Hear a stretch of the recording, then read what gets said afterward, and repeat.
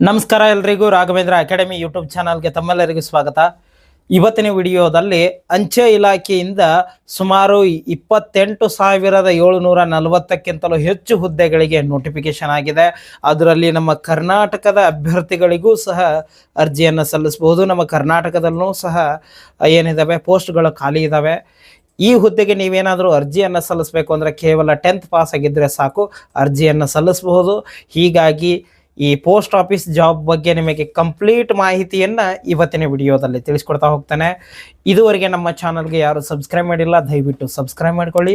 ಹಾಗೆ WhatsApp group ಮಾಡಿದ್ದೀವಿ, ಅದಕ್ಕೂ ಜಾಯ್ನ್ ಆಗಿ ಅದರಲ್ಲಿ ನಿಮ್ಮ ಎಲ್ಲ ಕಂಪ್ಲೀಟ್ ಅಪ್ಡೇಟ್ಸ್ಗಳನ್ನು ವಾಟ್ಸಪ್ ಗ್ರೂಪ್ನಲ್ಲಿ ಕೊಡ್ತಾ ಇರ್ತೀವಿ ಅಂತ ಹೇಳ್ತಾ ಬನ್ನಿ ಇವತ್ತಿನ ವಿಡಿಯೋನ ಶುರು ಮಾಡೋಣ. ಮೊದಲಿಗೆ ಅಪ್ಲಿಕೇಶನ್ಸ್ಗಳು ಯಾವಾಗ ಸ್ಟಾರ್ಟ್ ಆಗ್ತವೆ ಅಂತ ನೋಡೋದಾದರೆ ಜನವರಿ 31, 2026 ಅಂದರೆ ಇವತ್ತೇ ಅಪ್ಲಿಕೇಶನ್ಸ್ಗಳು ಸ್ಟಾರ್ಟ್ ಆಗ್ತವೆ. ನೀವೆಲ್ಲರೂ ಇವತ್ತಿನಿಂದಾನೇ ಆನ್ಲೈನ್ ಅಪ್ಲಿಕೇಶನ್ನ ಹಾಕಬಹುದು. ಹೌದಾ? ಹಾಗಾದರೆ ಕೊನೆಯ ದಿನಾಂಕ ಯಾವಾಗ ಅಂದರೆ ಫೆಬ್ರವರಿ 14ನೇ ತಾರೀಕು. ಅಂದರೆ ಕೇವಲ 15 ದಿನ ಮಾತ್ರ ನಿಮಗೆ ಟೈಮ್ ಇರೋದು. ಹೀಗಾಗಿ ಯಾರ್ಯಾರ್ದು 10th ಮುಗಿದಿದೆ ಅವರೆಲ್ಲರೂ ಅಪ್ಲಿಕೇಶನ್ನ ಹಾಕಿ. ಆದರೆ ಏನು ಪರ್ಸಂಟೇಜ್ ಬೇಕಿದಕ್ಕೆ, ಎಷ್ಟು ಪರ್ಸೆಂಟೇಜ್ ಇರಬೇಕು, ಯಾರು ಹಾಕಬೇಕು ಅಂತ ನಾನು ಮುಂದೆ ಹೇಳ್ತಾ ಹೋಗ್ತೀನಿ. ಕಂಪ್ಲೀಟಾಗಿ ವಿಡಿಯೋ ನೋಡಿ. ಇವತ್ತಿನಿಂದ 31 ಜನವರಿಯಿಂದ ಇಟ್ಕೊಂಡು ಫೆಬ್ರವರಿ 14ರವರೆಗೆ ನಿಮಗೆ ಟೈಮ್ ಇರುತ್ತೆ. ಅಷ್ಟರೊಳಗಡೆ ನೀವು ಅಪ್ಲಿಕೇಶನ್ನ ಹಾಕಿ. ಹೌದಾ? ಇನ್ನು ನೆಕ್ಸ್ಟು ಅಪ್ಲಿಕೇಶನ್ ಹಾಕ್ತೀರಾ ನೋಡಿ, ಅಪ್ಲಿಕೇಶನ್ ಫೀ ಇರುತ್ತೆ. ಅದನ್ನು ಪೇಮೆಂಟ್ ಮಾಡೋಕ್ಕೆ ಲಾಸ್ಟ್ ಡೇ ಯಾವಾಗಿರುತ್ತೆ ಅಂದರೆ ಫೆಬ್ರವರಿ 16ರವರೆಗೆ ನೀವು ಪೇಮೆಂಟ್ನ ಮಾಡಬಹುದು. ಅದಕ್ಕಿಂತ ಇವತ್ತು ಏನು ಅಪ್ಲಿಕೇಶನ್ ಹಾಕ್ತೀರಾ ನೋಡಿ, ಇವತ್ತಾದರೂ ಹಾಕಿ, ಯಾವಾಗಾದರೂ ಹಾಕಿ. ಅಪ್ಲಿಕೇಶನ್ ಹಾಕಿದ ದಿನವೇ ನೀವು ಪೇಮೆಂಟ್ನ ಮಾಡಿದರೆ ಒಳ್ಳೆಯದು. ಇನ್ನು ನೆಕ್ಸ್ಟು ಅಪ್ಲಿಕೇಶನ್ ಹಾಕುವಾಗ ಏನಾದರೂ ಒಂದು ಮಿಸ್ಟೇಕ್ ಮಾಡಿದರೆ ಅದನ್ನು ಮತ್ತೆ ಎಡಿಟ್ ಮಾಡ್ಕೊಳ್ಳೋಕ್ಕೆ ಆಪ್ಷನ್ ಬರುತ್ತೆ. ಅದು ಫೆಬ್ರವರಿ 18, 19ನೇ ತಾರೀಕು. ಇಷ್ಟು. ಇನ್ನು ಮೆರಿಟ್ ಲಿಸ್ಟ್ ಯಾವಾಗ ಬಿಡ್ತಾರೆ? ಫೆಬ್ರವರಿ 28ಕ್ಕೆ ಬಿಡ್ತೀವಿ ಅಂತ ಹೇಳಿದ್ದಾರೆ. ಬಿಡ್ತಾರೆ, ಗ್ಯಾರಂಟಿ ಬಿಡ್ತಾರೆ. ಫೆಬ್ರವರಿಲಿ ಬಿಡಲಿಲ್ಲ ಅಂದರೂ ಮಾರ್ಚ್ನಲ್ಲಿ ಫಿಕ್ಸ್ ನಿಮ್ಮದು ಮೆರಿಟ್ ಲಿಸ್ಟ್ ಬರುತ್ತೆ. ಹೌದಾ? ಇಷ್ಟು ಇಂಪಾರ್ಟೆಂಟ್ ಡೇಟ್ಸ್ಗಳ ಬಗ್ಗೆ. ಯಾವಾಗ? ಜನವರಿ 31ರಿಂದ ಫೆಬ್ರವರಿ 14ರವರೆಗೆ ಆನ್ಲೈನ್ ಅಪ್ಲಿಕೇಶನ್ ಹಾಕೋಕ್ಕೆ ಸಮಯ ಇರುತ್ತೆ. ಎಲ್ಲರೂ ಅರ್ಜಿಯನ್ನು ಸಲ್ಲಿಸಿ ಅಂತ ಹೇಳ್ತಾ, ಇನ್ನು ನೆಕ್ಸ್ಟು ಎಷ್ಟು ಹುದ್ದೆಗಳಿಗೆ ನೋಟಿಫಿಕೇಶನ್ ಆಗಿದೆ ಅಂತ. ಹೌದಲ್ವಾ? ಒಟ್ಟು 28,000ಕ್ಕಿಂತಲೂ ಹೆಚ್ಚು ಹುದ್ದೆಗಳಿಗೆ ನೋಟಿಫಿಕೇಶನ್ ಆಗಿದೆ. ಅದರಲ್ಲಿ ಯಾವ್ಯಾವ ರಾಜ್ಯಕ್ಕೆ ಎಷ್ಟೆಷ್ಟು ಹುದ್ದೆಗಳಿದ್ದಾವೆ ಮತ್ತು ನಮ್ಮ ಕರ್ನಾಟಕಕ್ಕೆ ಎಷ್ಟು ಹುದ್ದೆಗಳಿದ್ದಾವೆ ಅಂತ ನಿಮಗೆ ತಿಳಿಸ್ಕೊಡ್ತಾ ಹೋಗ್ತಾನೆ. ಮೊದಲಿಗೆ ಆಂಧ್ರ ಪ್ರದೇಶಕ್ಕೆ ನೀವೇನಾದರೂ ಅರ್ಜಿಯನ್ನು ಸಲ್ಲಿಸ್ತೀರಿ ಅಂದರೆ ಎಷ್ಟು? 1,060 ಹುದ್ದೆಗಳು. ಆಸಾಮ್ಗಿದೆ, ಬಿಹಾರು, ಛತ್ತೀಸ್ಗಢ, ಡೆಲ್ಲಿ, ಗುಜರಾತು, ಹರಿಯಾಣ, ಹಿಮಾಚಲ ಪ್ರದೇಶ, ಇದರದ್ದೆಲ್ಲವೂ ಲಿಸ್ಟ್ ಇದೆ. ಹೌದಲ್ವಾ? ನೀವು ಬೇರೆ ಸ್ಟೇಟಿಗೆ ಹಾಕಲ್ಲ ಅನ್ನೋದು ನನಗೆ ಗೊತ್ತು. ಯಾವ ಸ್ಟೇಟಿಗೆ ಹಾಕ್ತೀರಾ? ನಮ್ಮ ಕರ್ನಾಟಕಕ್ಕೆ ಮಾತ್ರ ಹಾಕೋದು ನೀವು. ಹೀಗಾಗಿ ನಮ್ಮ ಕರ್ನಾಟಕಕ್ಕೂ ಸಹ ಇದ್ದಾವೆ. ಎಷ್ಟಿದ್ದಾವೆ? 1,023 ಹುದ್ದೆಗಳು ನಮ್ಮ ಕರ್ನಾಟಕದಲ್ಲಿದ್ದಾವೆ. ನೀವು ಅಪ್ಲಿಕೇಶನ್ನ ಹಾಕ್ಬೋದು. ಬೇರೆ ಬೇರೆ ಸ್ಟೇಟಿಗೆ ಹಾಕ್ತೀರಿ ಅಂದರೆ ಬೇರೆ ಬೇರೆ ಸ್ಟೇಟಿದ್ದು ಎಲ್ಲ ಲಿಸ್ಟ್ನ ನಾನು ಇಲ್ಲಿ ಕೊಟ್ಟಿದ್ದೀನಿ. ಕರ್ನಾಟಕಕ್ಕೆ ಎಷ್ಟು ಅಂದರೆ 1,023 ಪೋಸ್ಟ್ಗಳಿದ್ದಾವೆ. ನೀವು ಅರ್ಜಿಯನ್ನು ಸಲ್ಲಿಸಬಹುದು. ಹಾಗೆ ಟೋಟಲ್ ಪೋಸ್ಟ್ ಬಂದುಬಿಟ್ಟು 28,740 ಹುದ್ದೆಗಳು. ನಿಮಗೆ ನಾನು ಬೇರೆ ಸ್ಟೇಟ್ನಲ್ಲಿ ಹೋದ್ರೂ ನನಗೆ ಹಿಂದಿ ಬರುತ್ತೆ, ನಾನು ಮ್ಯಾನೇಜ್ ಮಾಡಬಹುದು ಅಂತ ಅಂದರೆ, ನಾನು ಏನೋ ವರ್ಕ್ ಮಾಡೋಕ್ಕೆ ನೀವು ಮ್ಯಾನೇಜ್ ಆಗುತ್ತೆ ಅಂದರೆ ನೀವು ಬೇರೆ ಬೇರೆ ಸ್ಟೇಟ್ಗಳಿಗೆಲ್ಲ ಹಾಕ್ಬೋದು. ಹೌದಾ? ಜಾಸ್ತಿ ಯಾವುದಿದೆ ನೋಡ್ತಾ ಇದ್ದೀರಾ? ಇದು ಯಾವುದು? ಮಹಾರಾಷ್ಟ್ರದಲ್ಲಿ 3,553 ಪೋಸ್ಟ್ ಇದ್ದಾವೆ, ಅದಕ್ಕೆ ಹಾಕ್ಬೋದು. ಅಥವಾ ಮಧ್ಯಪ್ರದೇಶದಲ್ಲಿ 2,120 ಪೋಸ್ಟ್ ಇದ್ದಾವೆ, ಅದಕ್ಕೆ ಹಾಕ್ಬೋದು. ಹಾಗೆ ಉತ್ತರ ಪ್ರದೇಶದಲ್ಲಿ ನೋಡ್ತಾ ಇದ್ದೀರಾ 3,169. ತಮಿಳ್ನಾಡಿನಲ್ಲಿ 2,000 ಇದ್ದಾವೆ. ಹಾಗೆ ವೆಸ್ಟ್ ಬೆಂಗಾಲ್ನಲ್ಲಿ ನೋಡ್ತಾ ಇದ್ದೀರಾ ಆಲ್ಮೋಸ್ಟ್ 3,000 ಪೋಸ್ಟ್ ಇದ್ದಾವೆ. ಬೇರೆ ಕಡೆ ಹಾಕ್ಬೋದು, ಆದರೆ ನಿಮಗೆ ಅಲ್ಲಿ ಲ್ಯಾಂಗ್ವೇಜ್ ಬರಬೇಕು. ಮಹಾರಾಷ್ಟ್ರಕ್ಕಾದರೆ ಮರಾಠಿ ಕಂಪಲ್ಸರಿ ನಿಮಗೆ ಬರಲೇಬೇಕು. ಕರ್ನಾಟಕದಲ್ಲಿ ನೀವೇನಾದರೂ ಜಾಬ್ ಮಾಡ್ತೀನಿ ಅಂದರೆ ಕನ್ನಡ ನಿಮಗೆ ಕಂಪಲ್ಸರಿ ಬರಲೇಬೇಕು.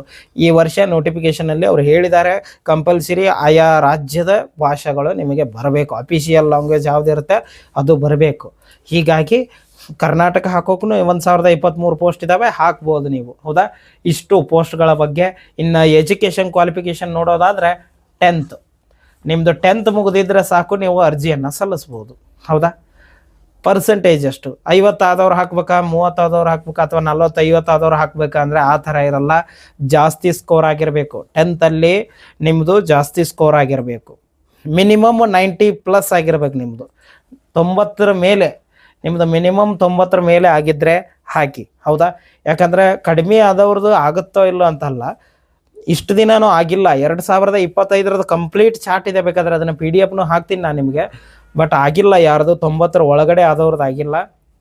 ಕರ್ನಾಟಕದ ಲಿಸ್ಟೇ ಇದೆ, ಅದನ್ನು ನಾನು ತೋರಿಸ್ತೀನಿ, ಅದನ್ನು ನೋಡಿ.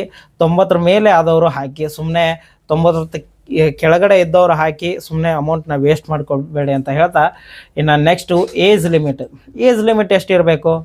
18ರಿಂದ 40 ವರ್ಷ ಒಳಗಿರಬೇಕು. 18 ವರ್ಷ ಮಿನಿಮಮ್ ಇರಬೇಕು, ಮ್ಯಾಕ್ಸಿಮಮ್ 40 ವರ್ಷ ಇರಬೇಕು. ಅಷ್ಟಿದ್ರೆ ಹಾಕ್ಬೋದು. ಸರ್ ನಾವು OBC ಇದ್ದೀವಿ, SC ST ಇದ್ದೀವಿ, ನಮಗೆ ಏಜ್ ರಿಲ್ಯಾಕ್ಸೇಷನ್ ಇಲ್ವಾ ಅಂದರೆ ಇದೆ, ಅದಕ್ಕೂ ಇದೆ. ಎಷ್ಟಿದೆ? ನೀವೇನಾದರೂ SC ST ಕ್ಯಾಂಡಿಡೇಟ್ ಆಗಿದ್ರೆ 5 ವರ್ಷ ಏಜ್ ರಿಲ್ಯಾಕ್ಸೇಷನ್. ಹೌದಾ?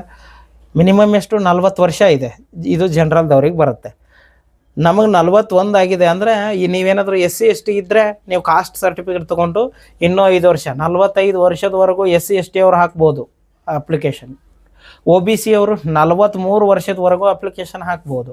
PWD ಕ್ಯಾಂಡಿಡೇಟ್ ಇದ್ದರೆ 50 ವರ್ಷದವರೆಗೂ ನೀವು ಅರ್ಜಿಯನ್ನು ಸಲ್ಲಿಸ್ಬೋದು.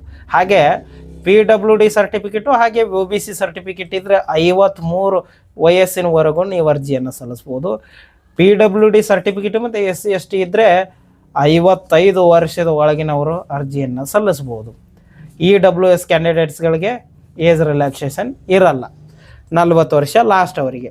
ಇಷ್ಟು ಏಜ್ನ ಬಗ್ಗೆ. ಇನ್ನು ನೆಕ್ಸ್ಟು ಸರ್, ನಮಗೆ 90+ ಸ್ಕೋರ್ನೂ ಇದೆ, ಏಜ್ನೂ ಕರೆಕ್ಟಾಗಿದೆ, 10th ಪಾಸ್ ಆಗಿದ್ದೀವಿ ನಾವು. ಮತ್ತು ಏನೇನು ಬರಬೇಕು ಅಂದರೆ ನಮಗೆ ಕಂಪ್ಯೂಟರ್ ನಾಲೆಜ್ ಇರಬೇಕು. ಸರ್ಟಿಫಿಕೇಟ್ ಏನು ಬೇಡ, ಬಟ್ ಕಂಪ್ಯೂಟರ್ ನಮಗೆ ಯೂಸ್ ಮಾಡೋಕ್ಕೆ ಬಂದಿರಬೇಕು. ಅವ್ರು ಏನೇ ಕೊಟ್ಟರು ನಮಗೆ ಮಾಡೋಕ್ಕೆ ಬರಬೇಕು. ಹಾಗೆ ಸೈಕಲ್ ಸವಾರಿ ಅಂದ್ರೇನೋ ಬೈಕ್ ಹೊಡೆಯೋಕ್ಕೆ ಬರಬೇಕು. ಹೌದಲ್ವಾ?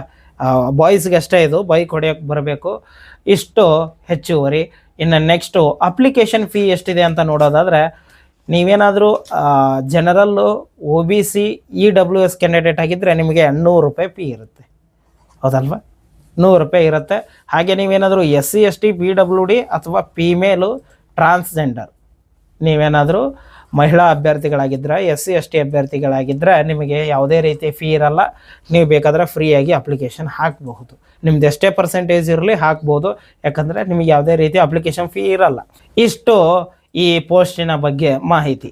ಒಂದಿಷ್ಟು ಜನಕ್ಕೆ ಏನಿರುತ್ತೆ, ನಾವು ಎಷ್ಟಾದರೆ ಅಪ್ಲಿಕೇಶನ್ನ ಹಾಕ್ಬೋದು, ನಮ್ದು ಎಷ್ಟು ಪರ್ಸೆಂಟೇಜ್ ಇದ್ದರೆ ಅಪ್ಲಿಕೇಶನ್ ಹಾಕಬೇಕು ಸರ್ ಅಂತ ನೀವು ಇವಾಗ ಕಮೆಂಟ್ ಮಾಡ್ತೀರಾ ಈ ವಿಡಿಯೋ ಮುಗಿದ ನಂತರ.